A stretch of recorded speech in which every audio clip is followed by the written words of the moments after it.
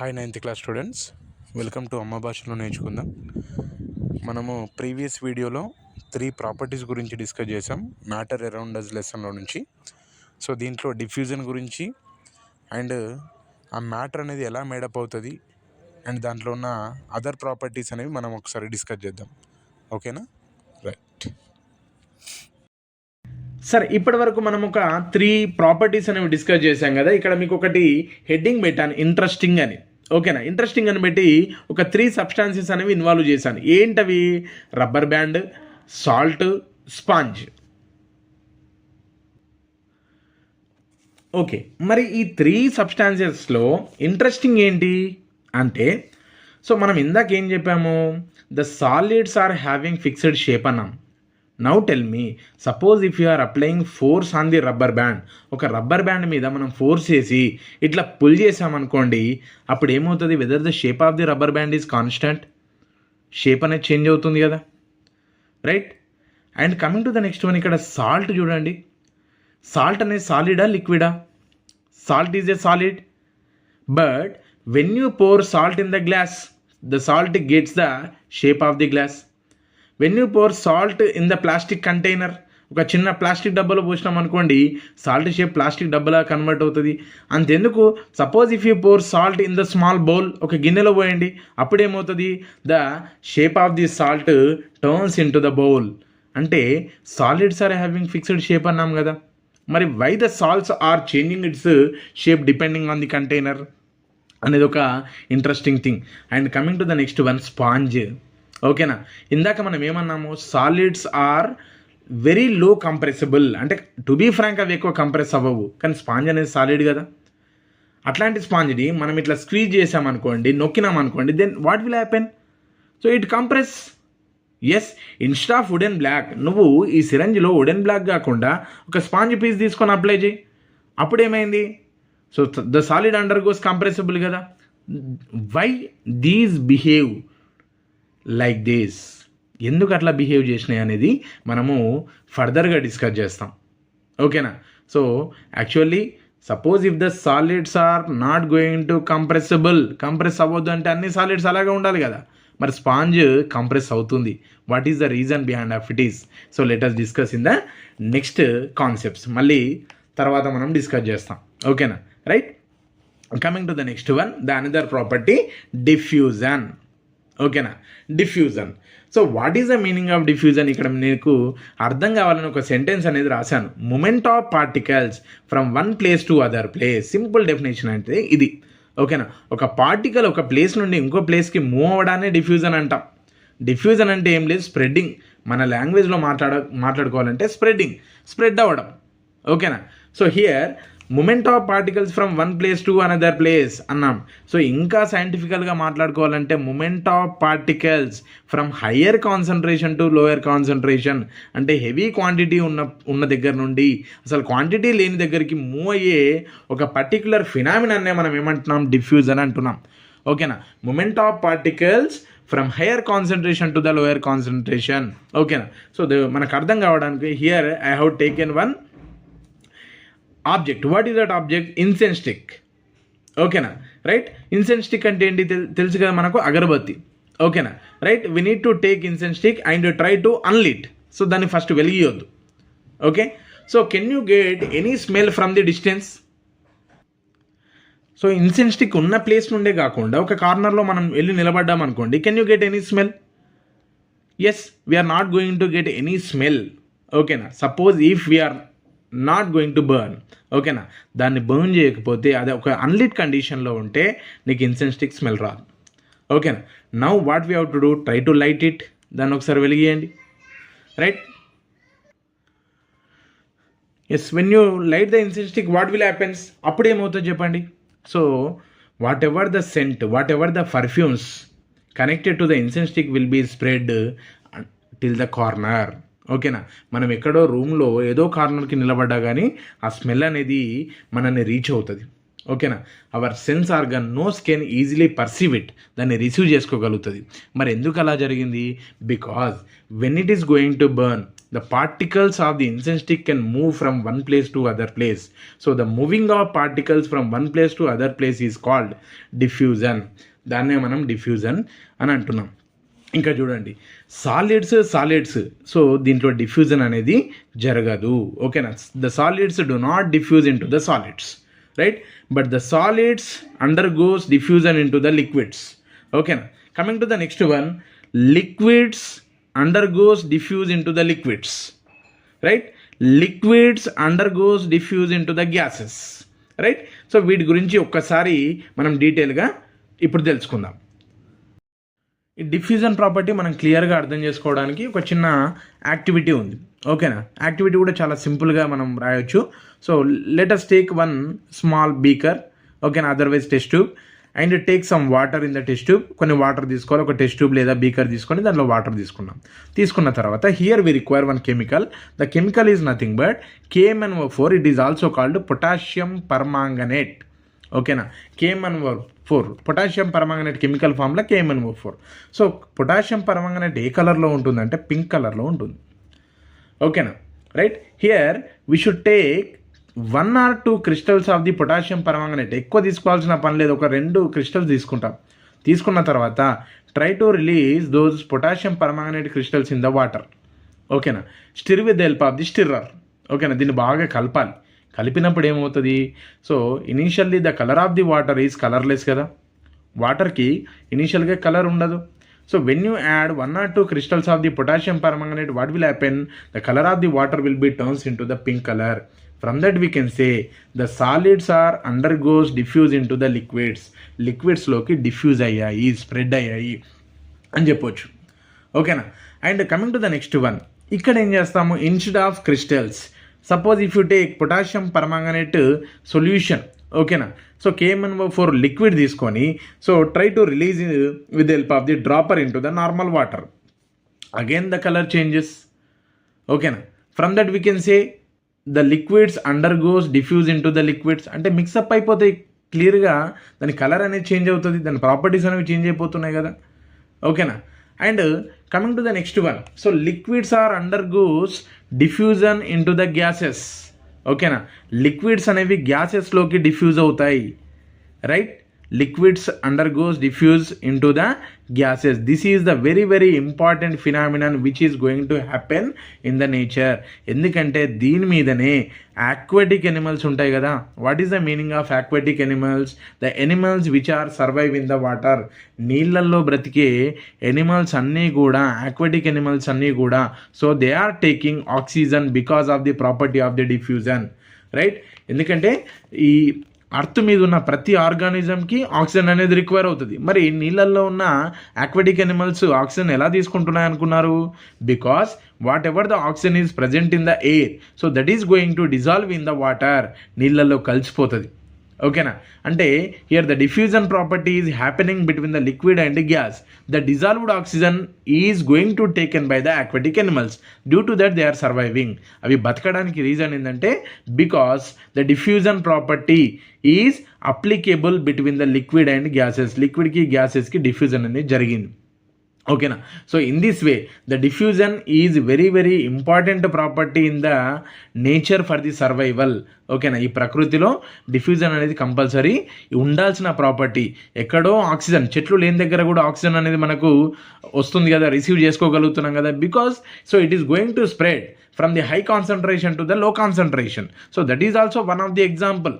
ఓకేనా, రైట్. చెట్లు ఉన్న దగ్గరే మనుషులు బతుకుతున్నారా? లేని చోట కూడా ఉన్నారు కదా. What is the reason behind of it is because oxygen is spreading from the one place to other place because of the diffusion. ఓకేనా, right. So that information we need to remember. ఈ diffusion property గురించి మనం అది గుర్తుపెట్టుకోవాలి, right.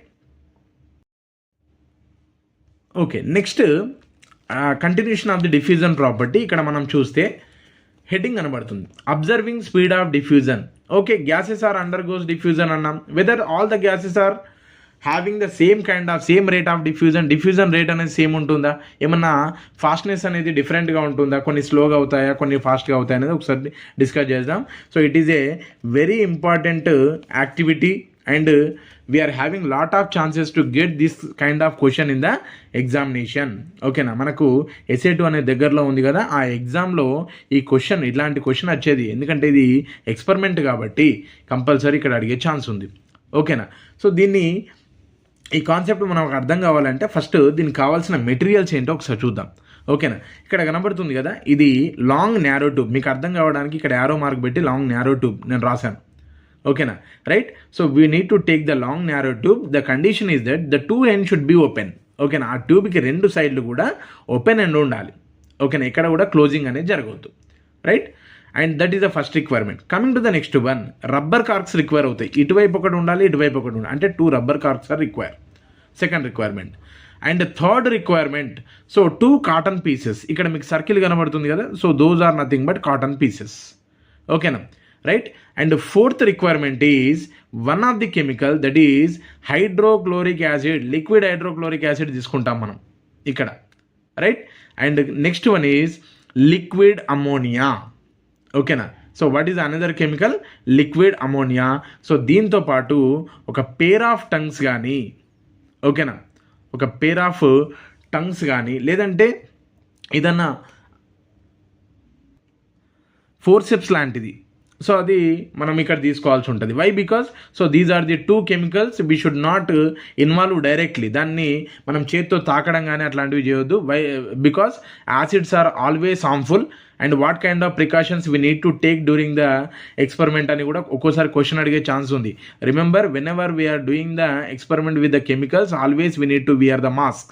ఓకేనా, ఖచ్చితంగా mask play చేసుకోవాలి. And we have to wear the gloves use చేయాలి. And we should not touch the acids, chemicals directly. ఓకేనా, and so we should not place our face toward the chemicals very closer. దగ్గరగా కూడా పెట్టకూడదు. ఇట్లాంటి చిన్న చిన్న precautions అనేవి మనం ఖచ్చితంగా ఫాలో అవ్వాలి. Why? Because chemicals are always dangerous. ఓకేనా, అది మనకు ఖచ్చితంగా ఐడియా ఉండాలన్నమాట.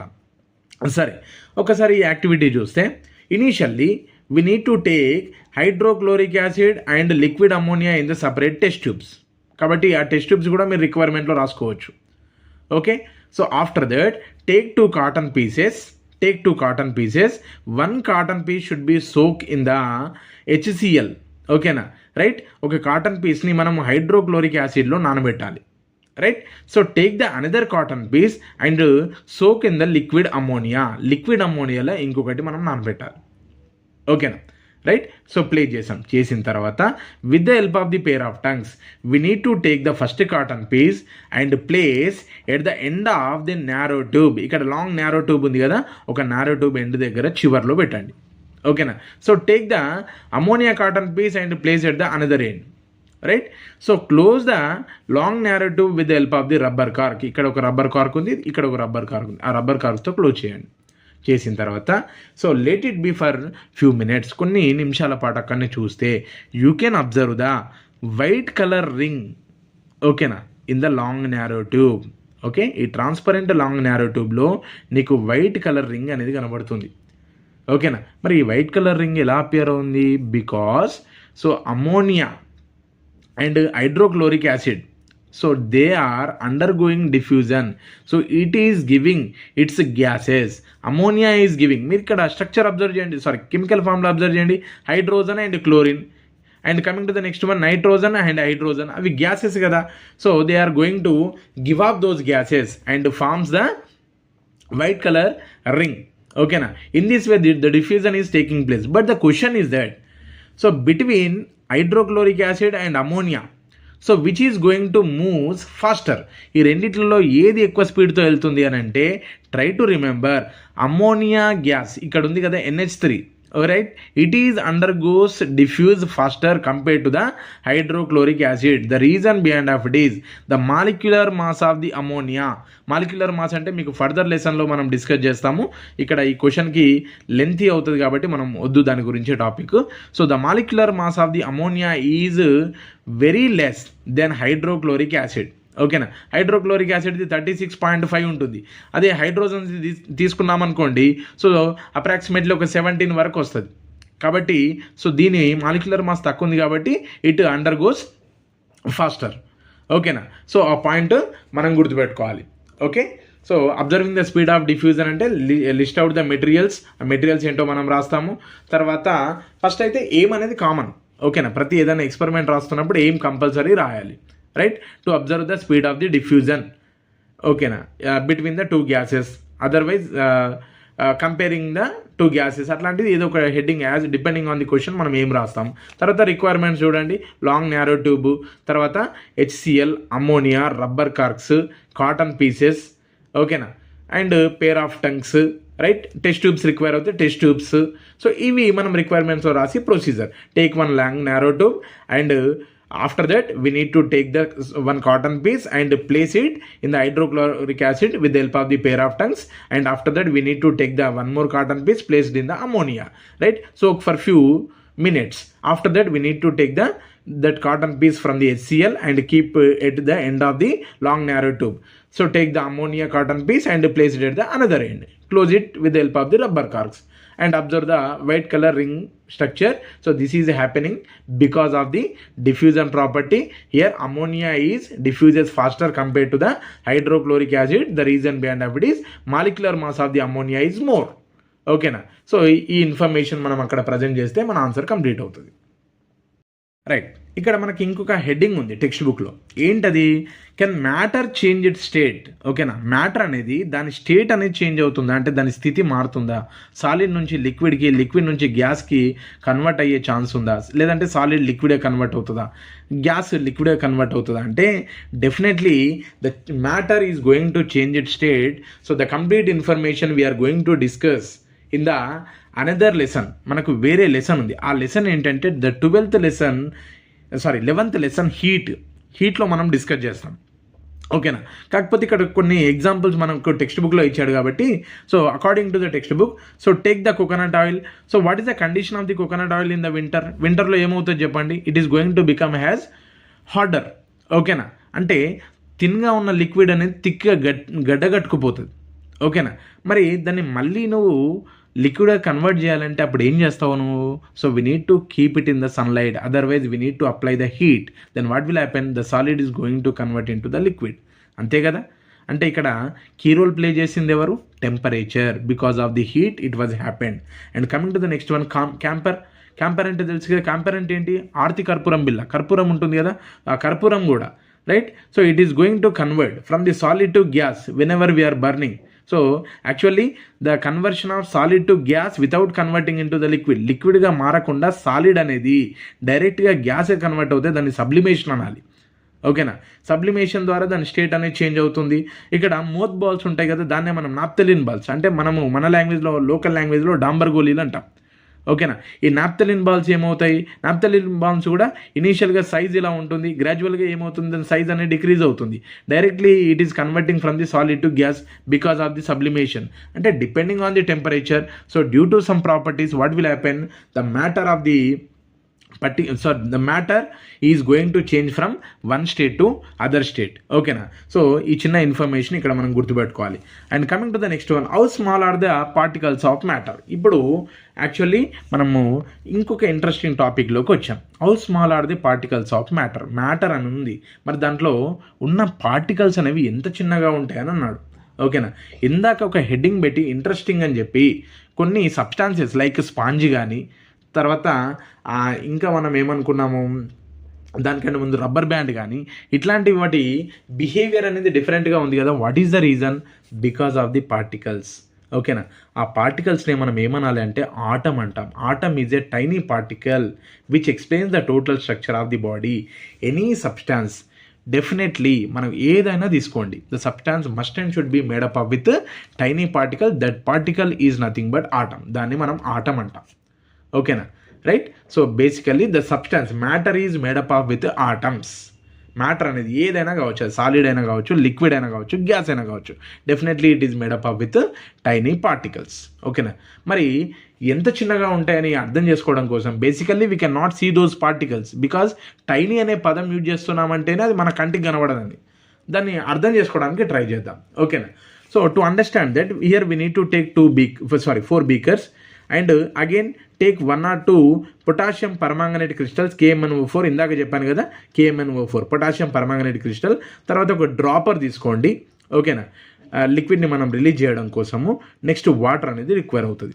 So first of all we need to take 1 empty beaker. So fill the beaker with the water, ఓకేనా. ఈ బీకర్లో వాటర్ ఫిల్ చేసిన తర్వాత just release 1 or 2 potassium permanganate crystals, ఓకేనా. Try to stir it. What will happen? The colour of the water changes కదా. ఏ కలర్లోకి change అవుతుంది? ఎస్, పింక్ కలర్లోకి చేంజ్ అవుతుంది. చేంజ్ అయ్యాక right, so take the another beaker and take fresh water. మళ్ళీ so water అనేది మనం ఇక్కడ తీసుకుంటున్నాం, దీంట్లో ఏం కలవలేదు ఇప్పుడు. Now take the dropper and so we need to take few drops of the potassium permanganate solution. ఇప్పుడు సొల్యూషన్ అయింది కదా, ఈ సొల్యూషన్లో నుంచి కొన్ని డ్రాప్స్ ఈ డ్రాపర్ ద్వారా తీసుకొని so try to release into the second one, ఓకేనా. So what will happens, can you predict? ఇక్కడ ఏమవుతుంది చెప్పండి? కలర్ చేంజ్ అవుతుంది, ఓకేనా. Right, now take the another beaker, so fill it with fresh water. మళ్ళీ water తీసుకోండి. Now what we have to do, instead of taking from this we should take from the second one. ఈ రెండో దాంట్లో నుంచి ఈ డ్రాపర్తో liquid తీసుకోండి and release into the third one. What will happen? Interestingly the colour of the water little bit changes. మళ్ళీ ఇప్పుడు ఏం చేస్తావు, దీంట్లో నుంచి తీసుకొని ఇంకో బీకర్లో ఫ్రెష్ వాటర్లో పోయండి, రిలీజ్ చేయండి. అప్పుడేమవుతుంది, again we can observe little amount of colour changes. Of course the intensity of the colour decreases. ఇక్కడున్న బ్రైట్నెస్ దీనికి ఉండకపోవచ్చు, ఇక్కడున్న దీనికి ఉండకపోవచ్చు, కానీ కలర్ అనేది చేంజ్ అవుతూ ఉంటుంది. From that we can say a small crystal is made up of with millions of atoms, ఓకేనా. రైట్, సో పార్టికల్ అనేది ఒక చిన్నది సబ్స్టాన్స్, ఒక క్రిస్టల్ అనేది మనకు చూడడానికి ఇంత సైజు, ఒక మనకు తెలుసు కదా సాల్ట్ అనేది నార్మల్ పౌడర్ ఫార్మేషన్లో ఉంటుంది. ఇప్పుడు దొడ్డుప్పు అంటాం కదా, అది క్రిస్టల్ ఫార్మేషన్లో ఉంటుంది. అంత చిన్న క్రిస్టల్స్లో millions of atoms will be present అన్నీ ఉంటాయన్నమాట. అందుకే how small are the particles of matter. Matter contain very very tiny particles, those are called atom. It is the particular matter is arranged with the millions of atoms అని మనము prove చేయడం కోసం ఈ activity మనం నేర్చుకోవాలి, ఓకేనా. చాలా simple. Requirements ఏంటి, తర్వాత నేను చెప్పిన ప్రొసీజర్ మీకు అర్థమైంది అనుకుంటాను. కావాలంటే మళ్ళీ ఒకసారి వీడియో బ్యాక్ వచ్చి చూడండి, you can understand very clearly, ఓకేనా. Coming to the next one, space exist between the particles, ఓకేనా.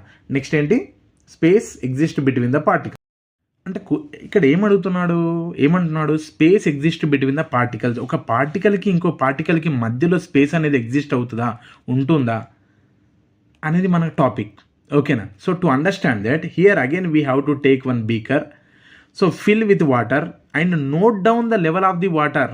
ఈ వాటర్ ఏ లెవెల్లో ఉందో వీలైతే మార్క్ అయినా పెట్టుకోండి, లేదంటే లెంత్ అయినా మెజర్ చేయండి. For example, so the level of the water is present up to here, లేదంటే ఒక 5 centimeter లెంత్ ఉంది అనుకుందాం, ఓకేనా. Level of the water is 5 centimeter హైట్లో ఉంది, ఓకేనా. 5 centimeter height of the water is there, right. Then what we need to do, we have to take few grams of salt. అంటే ఒక 1 gram, 2 gram, 3 gram, whatever maybe, కొంచెం ఒక little quantity of salt దీంట్లో add చేయాలి. చేసిన తర్వాత try to stir it. బాగా కలిసిపోయింది, we know salt is going to dissolve in the water, నీళ్ళలో కలుస్తుంది కదా. కలిసిన తర్వాత ఇప్పుడు మళ్ళీ ఏం చేయాలి, we have to observe the level of the water, ఓకేనా. మరి ఆ level of the water increase అవుతుందా, డిక్రీజ్ అవుతుందా, లేదంటే అలాగే ఉంటుందా అంటే చాలామంది ఏమనుకుంటారు, maybe the level of the water increases, but remember the level of the water will be remains. ఎందుకంటే నువ్వు యాడ్ చేసింది little amount of salt. Remember the water contain lot of particle, the particle has space. వాటర్లో space ఉంటుంది కాబట్టి ఆ space మధ్యలోకి ఈ salt వెళ్ళి డిజాల్వ్ అవుతుంది, ఓకేనా. అప్పుడు లెవెల్ ఆఫ్ ది వాటర్ అనేది సో ఇంతకు ముందు ఎలాగైతే ఉందో అలాగే ఉంది. Level of the water may be changes. ఎప్పుడు చేంజ్ అవుతుంది, suppose if you are adding heavy amount of salt, ఒక 200 ml ఆఫ్ వాటర్లో ఒక 1 kg ఆఫ్ సాల్ట్ తీసుకొచ్చేసినాం అనుకోండి, అప్పుడేమవుతుంది, so the level of the water increases because whatever the space is there, that space is not sufficient to dissolve. కరగడానికి ఆ space అనేది అంటే అంతే కదా. ఇప్పుడు ఫర్ ఎగ్జాంపుల్ మన క్లాస్లో ఒక బెంచ్లో 3 members కూర్చోవాలి, ఓకేనా. So 3 members are sitting. So we can adjust with the 4th member ఒక్కోసారి ట్రై చేస్తే. కానీ 5th member కూడా వచ్చాడు అనుకోండి, how can you adjust? The same phenomenon will be occur. Of course, the particles, the particular matter contain a space between the particle among the particle, but so the particle space has certain limit. Okay, now when you add little amount of salt, then what will happen? It can be adjust.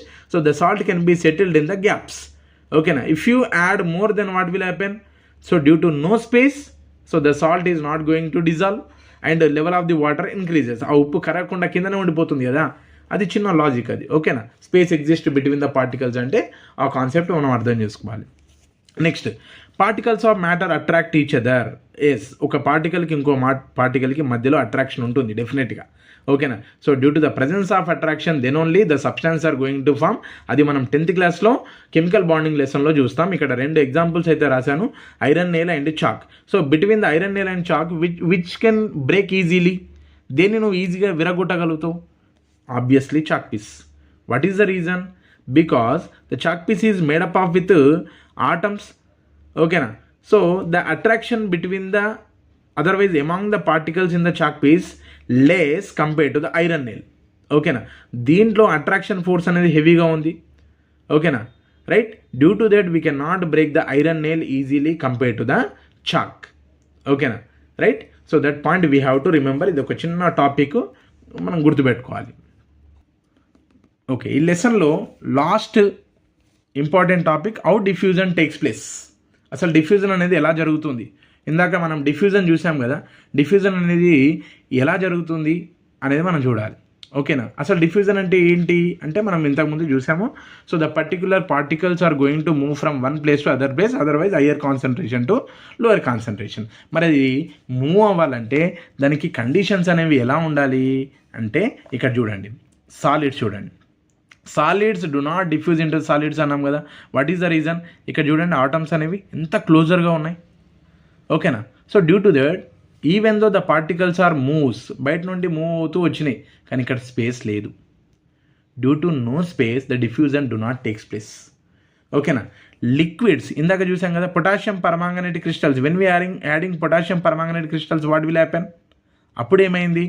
Colour of the water changes. ఎందుకంటే చూడండి, compare to these the space between the atoms are more, therefore that can be settled, so diffusion has taken place.